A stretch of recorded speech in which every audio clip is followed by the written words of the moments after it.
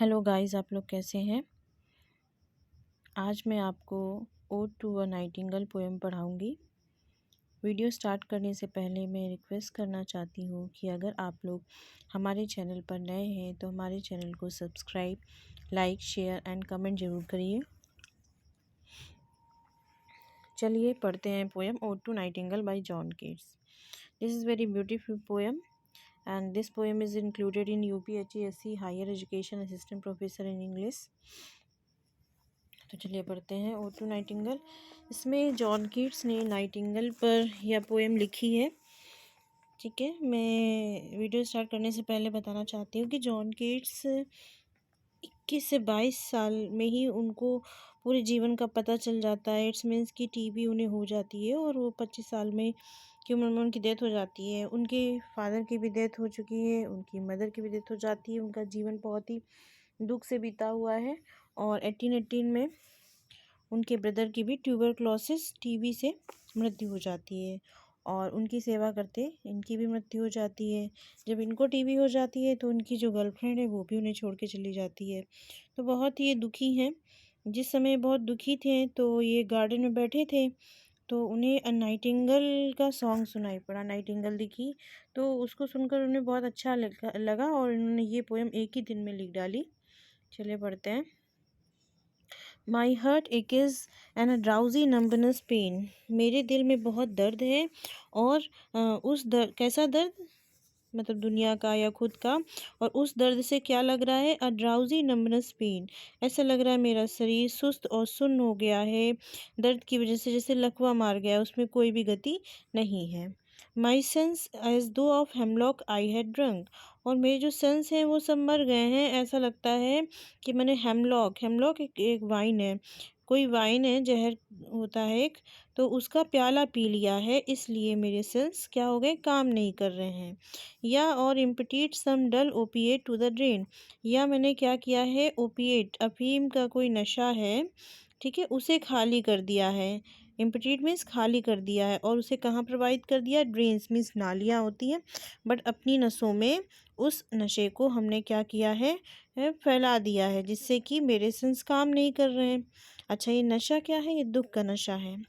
1 minute past and Lethewards had sunk. अभी एक ही minute गुजरा था तो ऐसा लगा जैसे लीदी रिवर जो है, लीदी एक रिवर है, भुलक्कड़पन की नदी इसे कहते हैं। तो ऐसा लगता है मैंने भुलक्कड़ पर नदी में डूब चुका हूँ, मैं इस दुनिया को भूल गया हूँ इस दुख की वजह से। इट्स नॉट दो env of thy happy lot. तो कवि यहाँ पर नाइटिंगेल से कहता है कि ऐसा इसलिए नहीं है कि तुम बहुत खुश हो इसलिए मैं एनवी में तुमसे जलन की वजह से दुखी हूँ, ऐसा नहीं है। But being too happy in thy happiness, मैं खुश भी हूँ अगर तुम्हारी खुशी में मैं खुश भी हूँ। ये तो मेरी पर्सनल लाइफ है कि मैं दुखी हूँ। That thou light wing dryad of the trees, और तुम क्या हो, तुम हल्के पंखों वाली ड्राइड पेड़ों की देवी हो की तरह हो।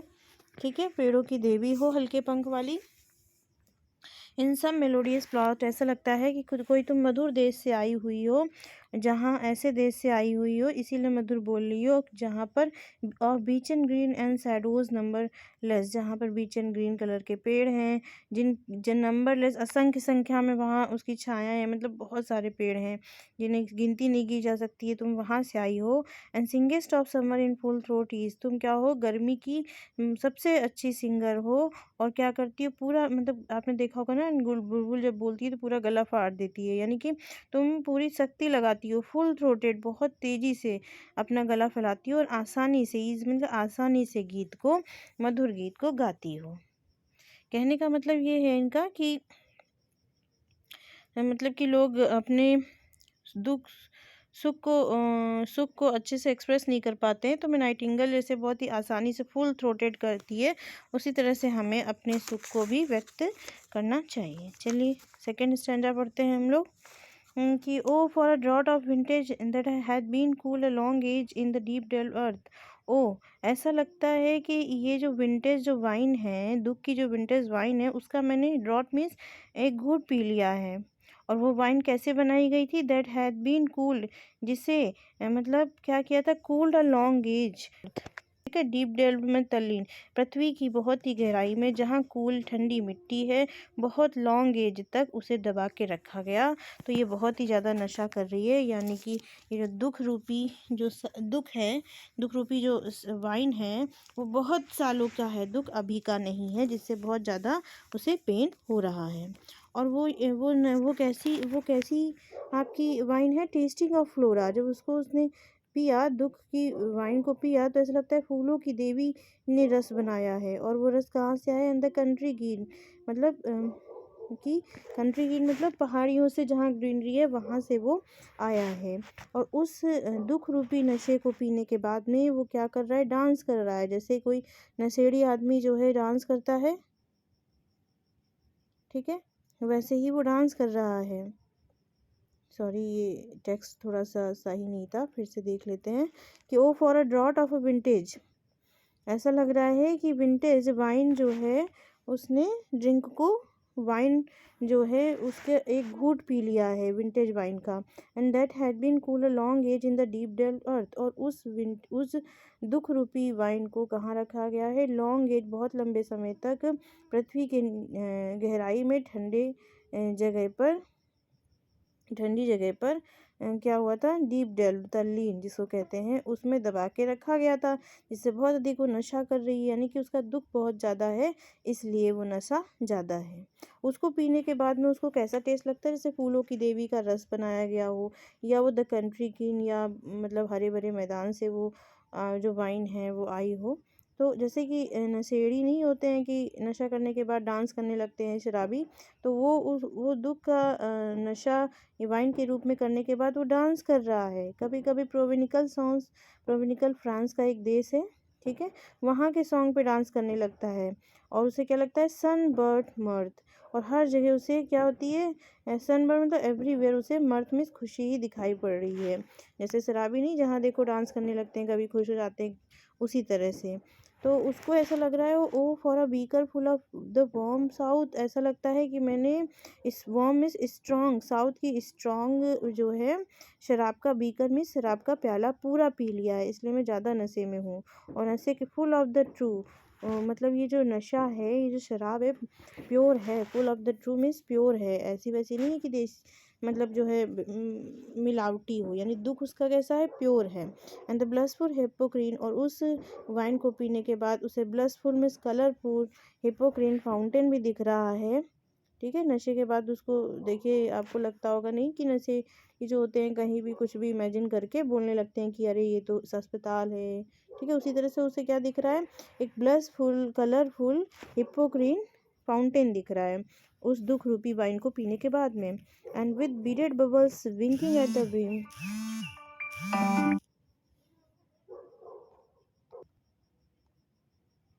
एंड सॉरी, हम लोग कहाँ पर थे, with beaded bubbles working winking at the brim, ठीक है। और जो है आपकी वो जो शराब है, बीडेड मीन्स मोतियों जैसे उसमें बबल्स क्या कर रहे हैं, विंकिंग मीन्स आँख मारते हुए किनारे तक आ गए हैं, यानी कि जो है स्ट्रॉन्ग वाइन है। तो वो कह रहे हैं कि बीडेड मोतियों की तरह जो बुलबुले हैं वो आँख मारते हुए किनारे तक आ गए हैं।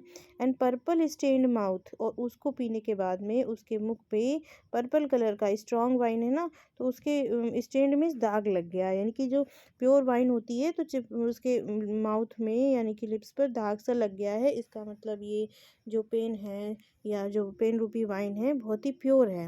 And that I my drink, और मैं ज़रूर पीऊँगा इस दुख रूपी वाइन को, मैं ज़रूर पीऊँगा। And leave the world unseen, और इस संसार को बिना देखे चले जाऊँगा, यानी मर जाऊँगा।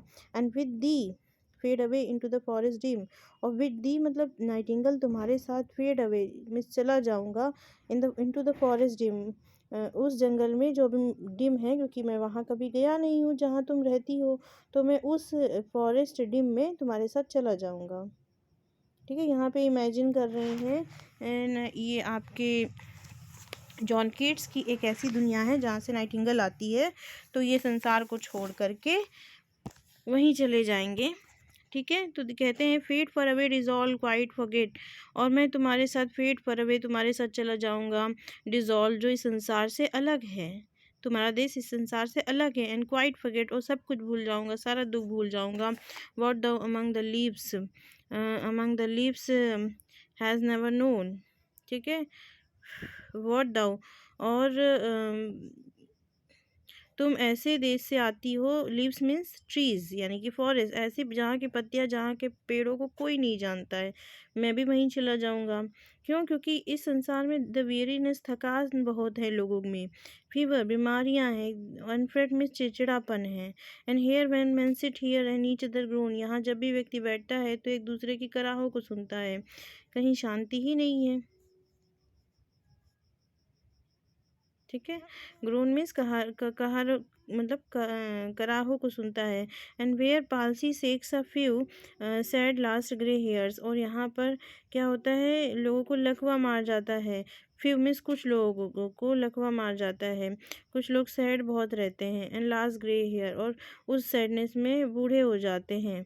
वेयर यूथ ग्रोस पेल, जहाँ यंग लोग भी पीले पड़ जाते हैं। यहाँ कभी अपने भाई के बारे में कह रहा है, टीवी की वजह से वो पीला पड़ गया था शरीर उसका। इंस्पेक्टर थीन, और वो कैसे दिखते हैं, भूत प्रेत की तरह दुबले पतले दिखाई पड़ने लगते हैं, ठीक है। इंस्पेक्टर थीन मीन्स वो बहुत और डाइजिन मर जाते हैं, जैसे उसका भाई पीला पड़ करके टीवी में मतलब बहुत ही ज़्यादा थिन हो गया था और मर गया था, वैसे ही लोग मर जाते हैं। Where but to think is to be full of sorrow, और ये संसार ऐसा है जहाँ दुख ही दुख से भरा हुआ है। एंड लीडन आई डिस्पेयर, और शीशे जैसी जो आंखों में चमक है। यहाँ पे वो अपनी बिलेवेड की बात बता रहा है, प्रेमिका की बात बता रहा है, अपनी पर्सनल फीलिंग को शेयर कर रहा है कि जब उसको टीवी हो जाती है तो उसकी बिलेवेड भी इसको छोड़ के चली जाती है।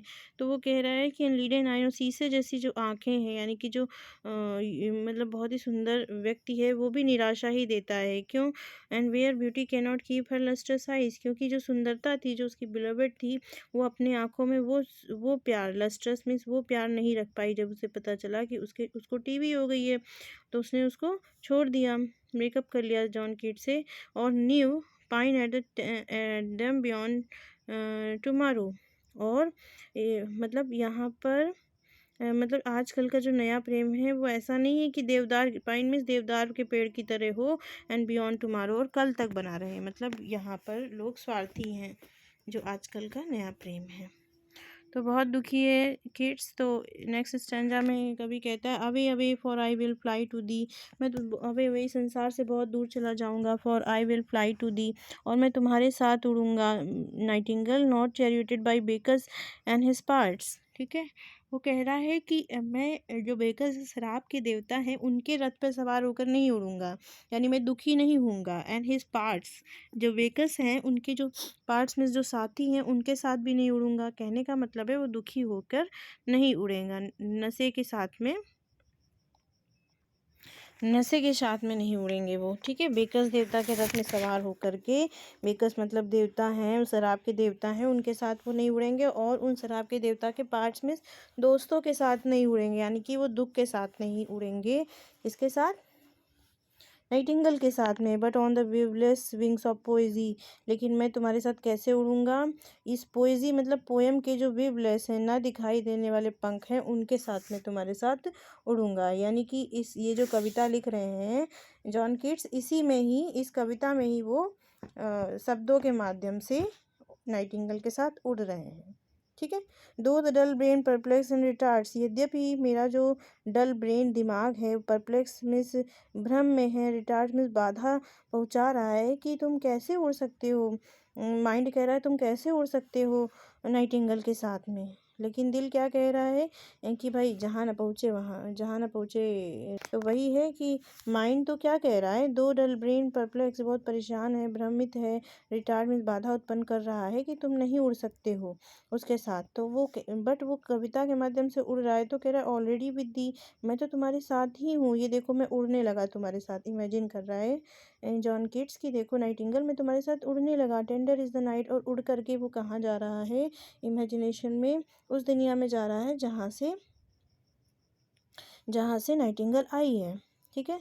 तो वो कह रहा है टेंडर इज़ अ नाइट, देखो रात कितनी काली है। एंड हैप्पीली, वो देखिए उड़ रहा है और नीचे के नज़ारों को डिस्क्राइब कर रहा है, कह रहा है हैप्पीली पहली बात तो अब से समझ लो, इस कविता में जो जॉन कीट्स हैं वो इस कविता को लिख करके इमेजिनेशन में, कल्पना में उसके साथ उड़ रहे हैं। उड़ने के बाद में उस देश में पहुंच गए हैं जहाँ से वो आई है।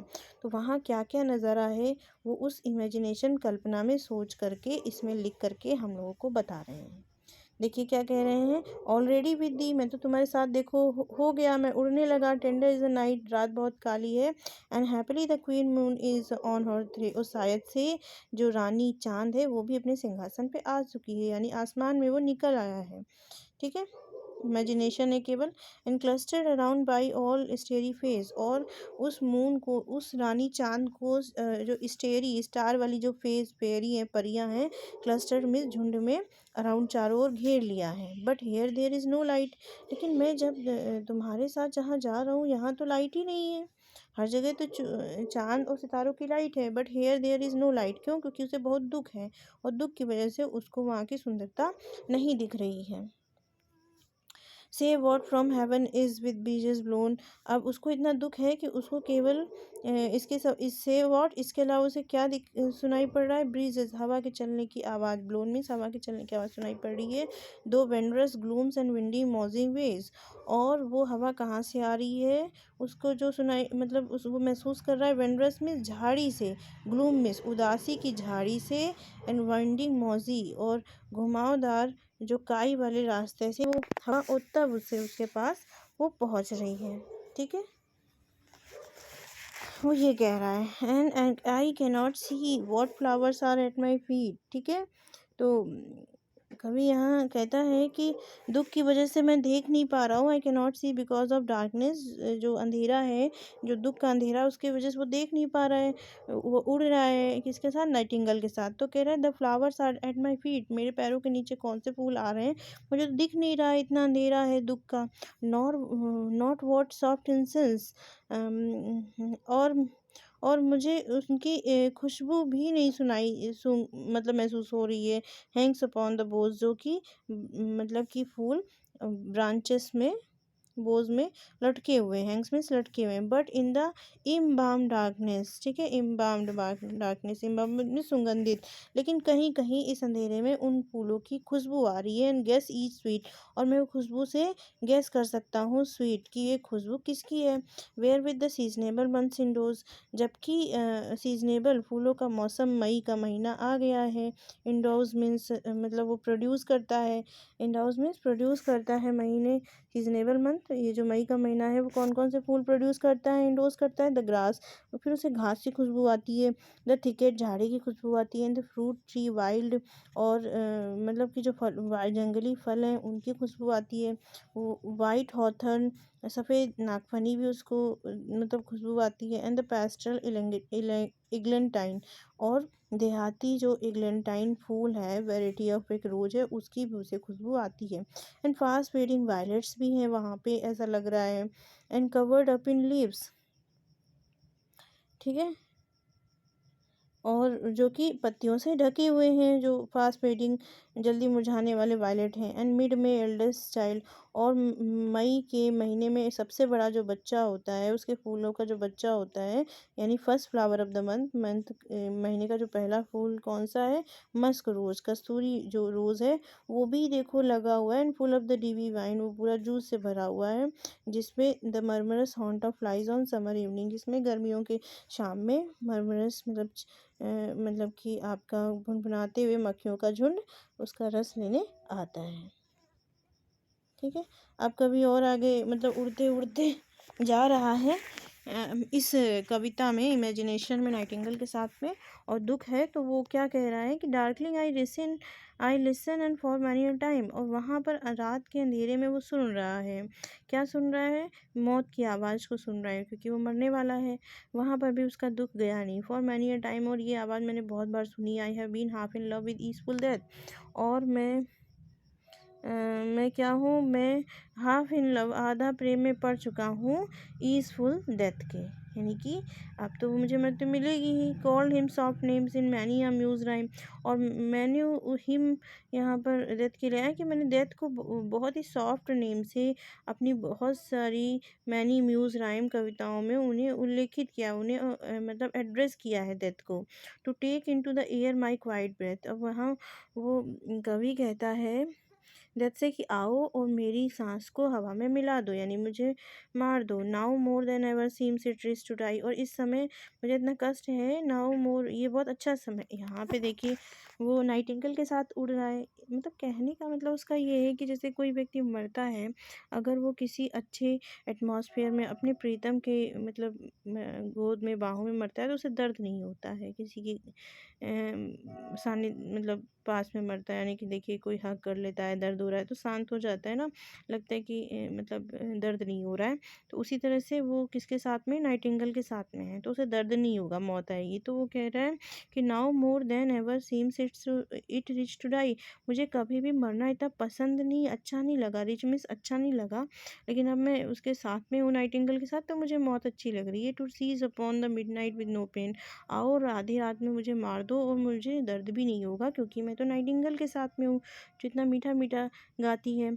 While thou art pouring forth thy soul abroad, जबकि यहाँ पे नाइटिंगेल से कवि कह रहा है कि दाऊ मिस नाइटिंगेल, कि तुम क्या कर रही हो, अपनी आर्ट से अपने सॉन्ग को, पोलिंग मिस उड़ेलना, यानी कि तुम अपने सॉन्ग प्रोड्यूस कर रही हो और वो जो तुम्हारी आत्मा रूपी जो सॉन्ग है अब्रोड विदेशों तक चला जा रहा है। चन एक्सटेसी, और इसको सुन करके क्या हो रहा है, परम आनंद की अनुभूति हो रही है।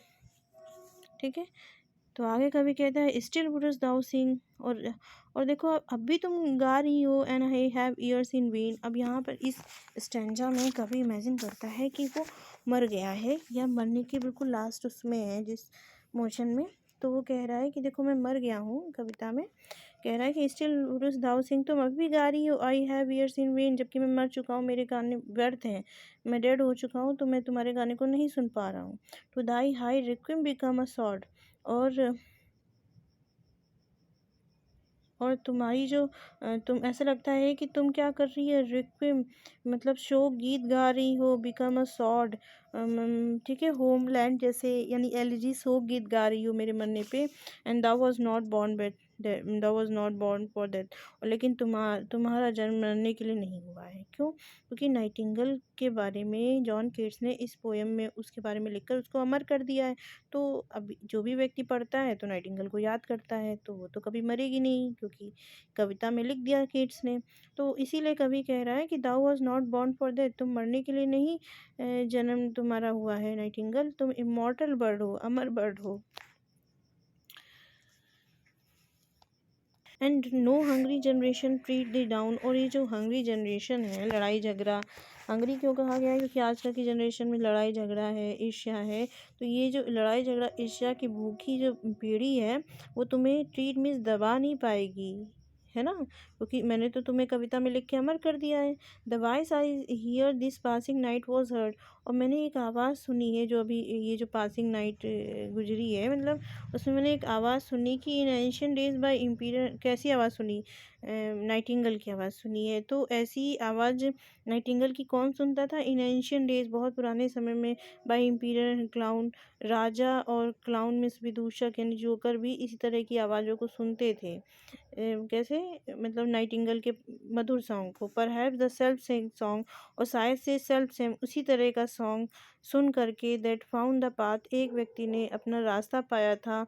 वो व्यक्ति कौन था? Through the sad heart of Ruth, Ruth एक बाइबल का कैरेक्टर है जिसका पति खो गया था, ठीक, ढूंढ रही थी व्हेन सीक फॉर होम, अपने होम को सर्च कर रही थी। तो व्हेन सीक फॉर होम, जब अपने घर को खोज रही थी, कौन? सैड हार्ट जो रुथ थी, ठीक है, वो कहाँ पे खड़ी थी? सी stood in tears amid the alien corn, मतलब विदेशी, मतलब जिस प्लेस को जानती ना हो, विदेशी अनाज के मैदान पे वो खड़ी थी, आंखों में आंसू लिए रो रही थी, और वो अपने घर को सर्च कर रही थी। तब उसने नाइटिंगेल की आवाज़ को सुना, और उसको सुनते सुनते उसने अपना रास्ता पा लिया, उसको पीछा करते हुए। तो देखिए क्या है, फिर से देखिए, परहैप्स द सेल्फ सॉन्ग, शायद से वही सॉन्ग है जिसको सुनकर फाउंड अ पाथ, रास्ता पा लिया था, सैड हर्ट रुथ ने, जब वो व्हेन सिक फॉर होम अपना रास्ता भूल गई थी और एलियन कॉर्न में सी स्टूड इन टीयर्स, अपने आंसू के साथ खड़ी थी। तब उसने नाइटिंगेल की आवाज़ को सुन करके अपना घर खोज लिया था। The same that of times, और इसी तरह का गाना ऑफन टाइम प्रायर मैं सुनता हूँ। चार्म मैजिक केजमेंट, ये ऐसा लगता है कि वो सॉन्ग कहाँ से आ रहा है। अब ये देखिए, इमेजिनेशन की दुनिया है, काल्पनिक दुनिया है, तो उसे लग रहा है कि ये सॉन्ग जहाँ से नाइटिंगेल आती है वहाँ पे देखिए समुद्र है, समुद्र में जादुई दुनिया है, उस जादुई दुनिया में खिड़कियाँ बनी हैं और वहाँ पे बहुत सारी परियाँ हैं। ठीक, वहाँ से ये सॉन्ग आता है। तो कवि कहता है कि the same that of time है, और इसी तरह का सॉन्ग मैं प्रायः सुनता हूँ। कहाँ से वो आता है, ऐसा लगता है कि मैजिक केजमेंट, जादुई विंडो से वो निकलता है एंड चार्म, मन प्रसन्न कर देता है। वो जादुई विंडो कहाँ पे है, ओपन ऑन द फोम, समुद्र में, ऑफ पेरिलियस सीज, जहाँ बहुत सारे जोखिम है, यानी कि बहुत सारे मतलब दानव भी हैं, सांप भी हैं, बहुत ही जोखिम समुद्र के और पानी में, जहाँ से ओपन ऑन द फोम, जहाँ फोम झाग बनता है, जहाँ कोई जा नहीं सकता है, वहाँ के मैजिक केडमेंट से तुम्हारा, मैजिक विंडो से तुम्हारा गाना आता है और चार्म में मन प्रसन्न कर देता है। और वहाँ पे कौन रहता है, इन फेयरी लैंड्स फॉरलोन, और वो प्लेस जहाँ परियां रहती हैं, अकेला, वो एक अकेला है जहाँ पर परियां रहती हैं, और तो वहाँ से तुम्हारा सॉन्ग आता है। अब देखिए इन्होंने क्या किया कि इतनी इमेजिनेशन में, कल्पना में इतनी सारी चीज़ें लिख ली, वो उड़ भी आए किसके साथ में, नाइटिंगेल के साथ में, ये भी बता दिया कहाँ से वो मतलब अपना सॉन्ग लाती है। अब लेकिन वो रियलिटी में आ रहे हैं, क्योंकि वो कहाँ बैठे हैं, वो तो गार्डन में बैठे हैं। ठीक है, तो वो कह रहे हैं कि ये तो काल्पनिक दुनिया थी जो मैं नाइटिंगेल के साथ उड़ रहा था। अब हम क्या कहाँ पे आ जाते हैं, इस संसार में आते हैं। तो वो कहता है फॉरलॉर्न, मैं अकेला था, इतना सोच रहा था। The very word is like a bell, तुरंत एक मतलब कि हमारे मेरे दिमाग ने एक बेल बजाई। ठीक है, और to toll me back from thee to my sole self, और उस माई ने जब बेल बजाई, उस घंटी के बजने से, फ्रॉम दी, मैं तुमसे, नाइटिंगेल तुमसे अपने सोल सेल्फ में आ गया, मतलब जहाँ पर मैं था, कि मैं उड़ तो नहीं रहा था, कि कल्पना में मैं उड़ रहा था तुम्हारे साथ में, तो मैं संसार में आ गया, और मैं अब इमेजिनेशन से संसार में आ रहा हूँ। तो वो कह रहा है adieu, bye bye fancy nightingale, जब मैं तुम्हारे साथ उड़ रहा था, the fancy cannot cheat so well, अब कल्पना, फैंसी में तेरी जो कल्पना थी, मुझे और अधिक धोखा नहीं दे सकती है, क्योंकि ये काल्पनिक दुनिया है, and she is famed to do. ठीक है, और जैसे कि तुम तो प्रसिद्ध हो ही चुकी हो, क्योंकि मैंने तुम्हें इसमें लिख लिया है पोएम में, डिसीविंग सेल्फ, लेकिन मैं तुम्हारे साथ उड़ नहीं सकता हूँ, यानी तो इमेजिनेशन है, मैं अपने आप को धोखा दे रहा हूँ। रियलिटी तो यही है कि मैं संसार में हूँ। एड्यू, अब जब से वो काल्पनिक दुनिया से रियलिटी में आ रही है, आ रहा है, तो वो उसको बाय बाय कह रहा है, किसको, एड्यू, एड्यू किसको कह रहा है, उस काल्पनिक दुनिया से जो वो बाहर आ रहा था, जो उड़ रहा था नाइटिंगेल के साथ में, सबको वो बाय बाय कह रहा है, और कह रहा है दाई प्लेंटिट्यू एंथम फेड्स, अब तुम्हारा जो प्लेंटिट्यू, जो सैड सॉन्ग था, अब फेड हो रहा है, मैं उस दुनिया से बाहर आ रहा हूँ। तो जैसे आपने देखा है, जैसे जैसे मतलब जैसे कोई साउंड है, जैसे आप देखते हो बारात में कहीं बाजा बजता है, जैसे जैसे वो दूर जाता है, आवाज़ धीमी होती जाती है, तो वो कल्पना से जैसे रियलिटी में आ रहे हैं किड्स, तो वैसे वैसे वो जो नाइटिंगेल की आवाज़ है वो धूमिल हो रही है। कौन सी नाइटिंगेल, जो उसे इमेजिनेशन में मिली थी। तो वो कह रहे हैं कि adieu, adieu, bye bye, bye bye thy nightingale के सैड एंथम सॉन्ग अब फेड हो रहा है, और ऐसा लगता है कि वो सॉन्ग कहाँ से गुजरा, पास द नियर मिडो, ऐसा लग रहा था कि वो पास के चरागाह के पास से गुजरा, यानी अभी थोड़ी तेज़ आवाज़ लग रही थी, वो इमेजिनेशन में भी है। फिर उस इमेजिनेशन और धूमिल हुई, तो ऐसे लगा ओवर द स्टिल स्ट्रीम, कि अभी वो धारा के पास से गुजरा है, वो जो सॉन्ग है। अब द हिल साइड, अब वो पहाड़ी के ऊपर पास आ गया, यानी वो दूर होता जा रहा है, इमेजिनेशन से रियलिटी में आ रहा है। तो वो अब सॉन्ग कहाँ जा रहा है, नाउ इट्स ब्लर डीप, अब ऐसे लग रहा है कि वो ब्लर हो रहा है और बहुत ही गहराई में ख़त्म होता जा रहा है, क्योंकि मैं संसारिक दुनिया में आ रहा हूँ इमेजिनेशन से। In the next valley glades, अब लगता है कि वृक्षों से जो खाली जगह वाली जो पहाड़ी है, वहाँ पे वो सॉन्ग पहुँच गया। अब वो बिल्कुल जाग गया है, अब वो आ गया है संसार में, कविता के काल्पनिक दुनिया से संसार में आ गया। तो वो कह रहा है वॉज इट अ विज़न, क्या यह एक दृश्य था जो मैं अभी तक देखा, या और अ वेकिंग ड्रीम, या मैं जागते हुए सब आंखों से सपना देख रहा था। फ्लड इज़ दैट म्यूज़िक, वो म्यूज़िक तो चला गया। एंड डू आई वेक और स्लीप, मैं जाग रहा था या सो रहा था। आई थिंक आपको मेरी ये पोएम समझ में आई होगी। If you like this video so I request you, please please मुझे सपोर्ट करिए। मेरे चैनल को subscribe, like, share and comment जरूर करिए। If you subscribe, like, share and comment my channel, then I will motivate, and if I will motivate, then I will make this type of video for the future for UPHESC higher education assistant professor in English. चलिए, thank you, good.